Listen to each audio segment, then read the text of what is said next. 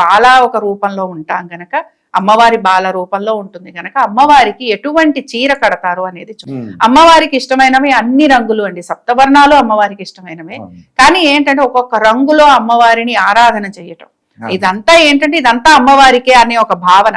అందుకని ఏంటంటే లేత గులాబీ రంగు చీర అమ్మవారికి వస్త్రధారణ చేస్తారు.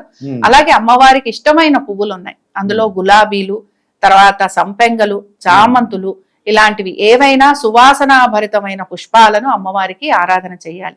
చాలా మంది ఏమనుకుంటారంటే ఇవాళ నేను బాల చేయలేదు, లేకపోతే ఇవాళ ఏదో సరస్వతి చేశాను, లేకపోతే అన్నపూర్ణ చేశాను అనుకుంటారు. ఇక్కడ ఏమీ ఇబ్బంది లేదండి.